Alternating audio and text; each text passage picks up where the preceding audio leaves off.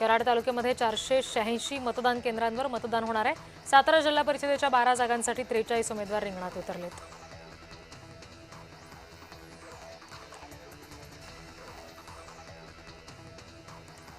वीरमरण आलेल्या जवान दीपक मडावी यांना गडचिरोली पोलीस विभागाच्या पटांगणामध्ये भावपूर्ण वातावरणात अंतिम मानवंदना देण्यात आली। नागपूर विभागाचे पोलीस आयुक्त रवींद्र सिंगल, पोलीस महानिरीक्षक अंकित गोयल यावेळी उपस्थित होते।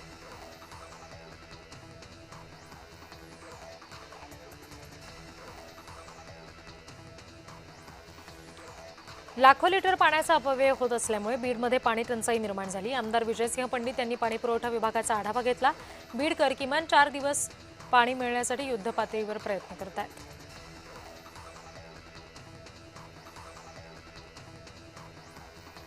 रायगड जिल्हा परिषद आणि पंचायत समिती सार्वत्रिक निवडणुकीच्या पार्श्वभूमीवर मुख्य निवडणूक आयुक्त दिनेश वाघमारे यांनी अलिबाग तालुक्यातील मतदान आणि मतमोजणी केंद्रांची पाहणी केली।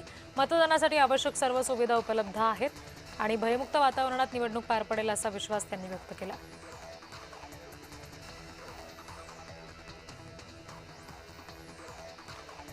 वाशिमच्या मंगळुरूपीर इथे मंदिर परिसरात रांगोळीच्या माध्यमातून संत बिरबलनाथ महाराजांची प्रतिकृती साकारण्यात आली। ही रांगोळी मंदिरामध्ये दर्शनासाठी येणाऱ्या भाविकांचं लक्ष वेधून घेतेय।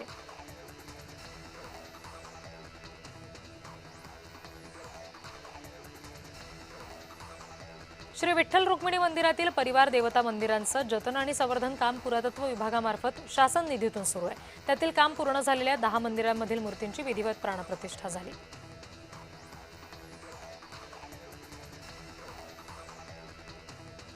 नांदेडमध्ये बोगस जन्म प्रमाणपत्राचा मोठा घोटाळा उघडकीस आला। किरीट सोमय्या यांनी हा घोटाळा उघडकीस आणलाय।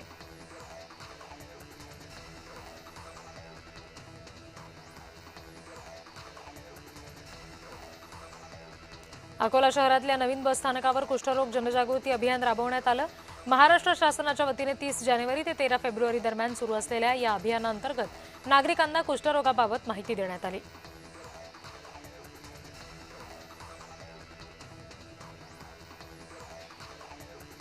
जिल्हा परिषद आणि पंचायत समितीच्या निवडणुकीसाठी 7 फेब्रुवारीला मतदान होणार आहे। यासाठी सिंधुदुर्ग जिल्ह्यातील सर्व तहसील कार्यालयातील मतदान केंद्रांवर सध्या लगबग पाहायला मिळते।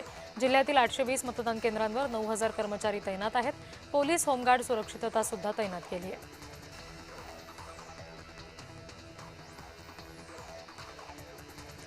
खालापूर टोलनाक्यावर मनसेनं आंदोलन केलं। वाहतूक कोंडीच्या दिवसातला टोल परत द्या अशी मागणी यावेळी मनसेनं केली।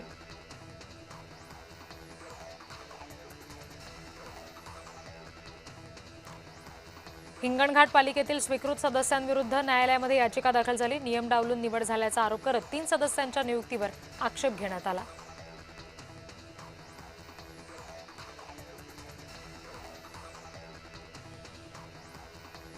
सांगलीमध्ये माधवनगर अष्टविनायक कॉलनी इथे नागरिक मतदानावर बहिष्कार टाकण्याच्या तयारीत आहेत। मूलभूत नागरी सुविधा मिळत नाहीत, त्यामुळे नागरिक संतापलेत आणि निवडणुकीवर बहिष्कार टाकण्याचा निर्णय त्यांनी घेतलाय।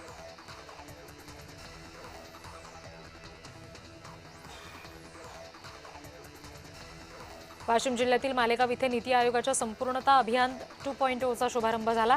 पंचायत समिती मालेगाव इथे झालेल्या या कार्यक्रमाचा कालावधी 28 जानेवारी ते 14 एप्रिल 2026 आहे। आरोग्य, पोषण, शिक्षण आणि कृषी या क्षेत्रातील निर्देशांकांमध्ये 100% उद्दिष्टपूर्ती करणं हे अभियानाचं मुख्य उद्दिष्ट आहे।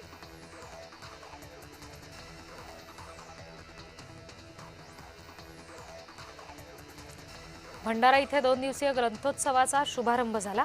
ग्रंथदिंडी काढून उत्सवाला सुरुवात करण्यात आली। जकातदार विद्यालयाच्या प्रांगणामध्ये ग्रंथोत्सव आयोजित केलाय।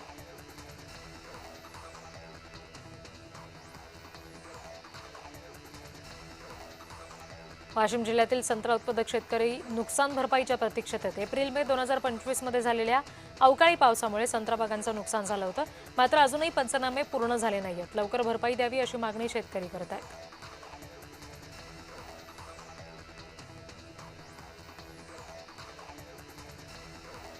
धुळे जिल्ह्यातील शिरपूर इथे तापी कृषी प्रदर्शन आणि डेअरी एक्स्पो 2026 मध्ये सध्या एका गायीची मोठी चर्चा आहे। जगातील सर्वात लहान गाय म्हणून ओळखल्या जाणाऱ्या पुंगनूर जातीच्या अवघ्या 2.5 फूट गायीच्या या प्रदर्शनामध्ये येण्यानं आता सगळ्यांचंच लक्ष वेधलं गेलंय।